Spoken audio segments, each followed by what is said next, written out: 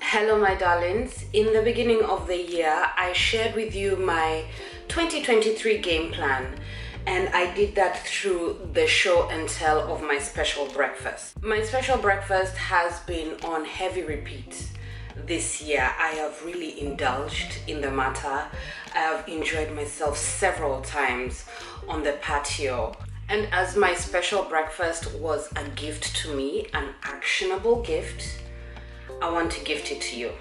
Let's talk about it. Let's break it down, because I would love you to make your own special breakfast. Then we'll end the video with a little bit of a chat about how my 2023 is going. Let's start with the inspiration that helped me shape my special breakfast. I wanted it to feel like an indulgent, mindful, thoughtful, well-rounded breakfast at a boutique hotel. Is that a lot? No, it's enough. It's classic IJ. I mean, a little bit over the top. But I needed something to ground my creativity, and that's what I worked with. If I went to a fancy boutique hotel, I would love to find these type of components in their breakfast buffet.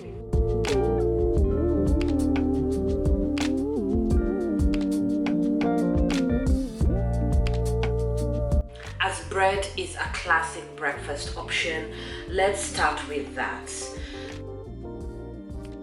This is a spot in my breakfast where I have filled it up with either biscuits, cake, or bread. In this instant, I've got a loaf bread. I tried this recipe a few days ago and I knew it would be perfect for this breakfast. Now, this recipe is definitely somewhere between a bread and a cake. There's something about the crumb, but it's chocolatey, it's dense, it uses a lot of wholemeal, and it's not too sweet, making it absolutely perfect for my special breakfast. So in this bready bit, do as I said, fill it up with what you want to fill it up with, be it regular toast or some fancy croissants from that bakery down the street. You do you, baby. This is your breakfast. Now let's talk about the parfait. I love it. It is definitely giving me boutique hotel breakfast. It is very wholesome. There are lots of textures and combinations going on in here that make me very happy, that make me slow down, and that is also a very important part of this breakfast. I want you to slow down. I want you to romanticize the matter. I want you to just eat this over a space of an hour, 2 hours. Just take it slow, baby. Take it nice, okay? Back to the parfait. Now, my parfait has 4 components. It's got yogurt in it. There is something I would loosely call a jam. I will explain myself soon. There is berries and there is granola. Now let's talk about this jam.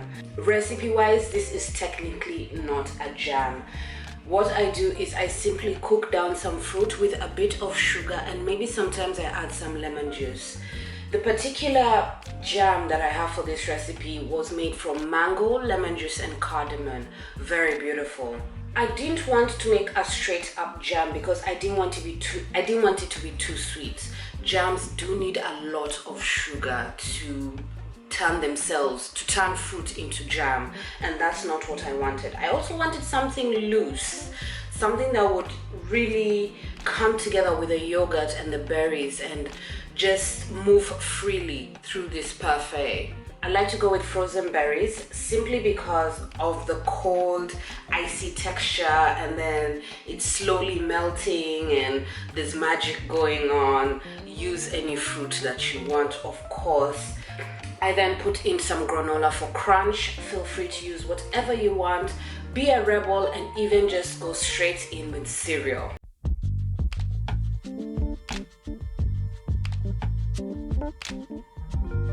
My special breakfasts always include fruit, simply because no breakfast to me is complete without the matter.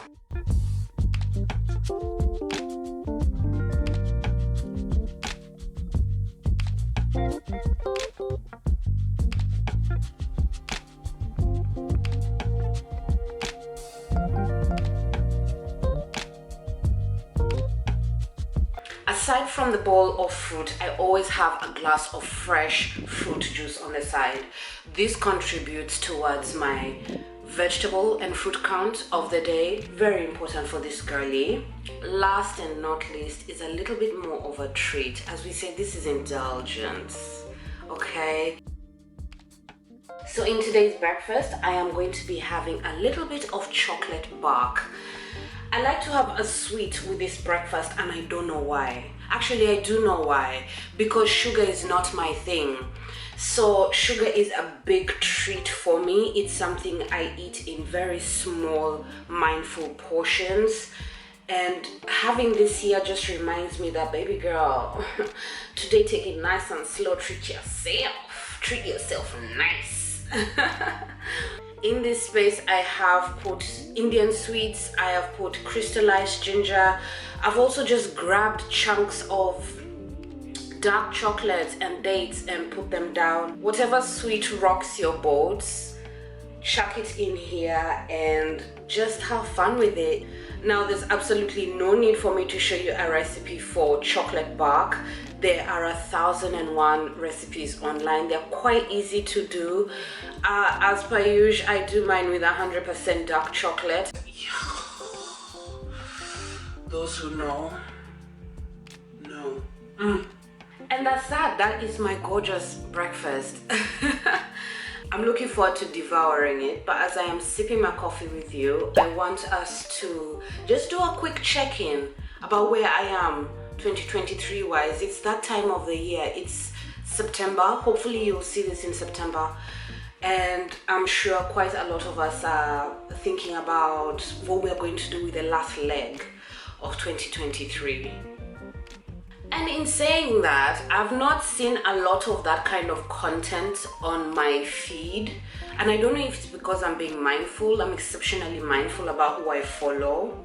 But I'm not seeing that crazy, oh my God, we've only got 4 months. The world is coming to an end. What have you done with your life? Blah, blah, blah. I haven't seen none of that doom and gloom on my timeline. And that's why I wanted to make this really romantic, this little chat about our last leg of 2023, because I'm out here deconstructing this idea of productivity that we must be always doing, must be always chasing a goal. And the best thing I can first offer you before we jump into the chat is grace and compassion and space. You know, we're all in different places in our lives. And if you start looking what other people are doing, or you begin to put too much on your plate, grace and compassion. Okay, as you look at the end of your year, I am asking you to gift yourself an incredible amount of grace and compassion. So back to that productivity thing I had mentioned. At the beginning of the year, I did talk about doing less and receiving more, and I have been doing a lot of that, giving myself a lot of grace and compassion as I unpack my ideas of productivity, of success, of goal setting. In fact, the other day I was rather radical and took down all my vision boards. Just took them all down. I woke up one day and I felt like I was still too deep in that energy, in a way that I was not seeing clearly. I was not seeing how controlling that can be, and how it stops me and divine from having a lot of room to play, you know. And I am not dismissing the power of the vision board and goal setting. That's not what I'm doing. No. I just didn't get here without setting goals and working towards them, you know. This is a very important decade in my life, my 30s. Incredibly important. Something in my spirit just tells me what I do with this decade is setting me up. I also told myself this was a year of believing in people's actions. I keep saying this thing, I am truly in alignment, because in one of my sessions with my therapist, she asked me to be an observer. observe your relationships, observe the people you relate with, the people you're in relationship with. Observe. And I've been doing a lot of that, and it's shown me how sometimes my love has been misguided, and my love has come across as control rather than love. How I'm not giving them enough room to play and to show up the way they need to show up towards me, and I'm not giving myself grace to observe, and it's a little bit complex. This observing thing and watching people's actions, it's given me a lot of reprieve, it's lightened my grief.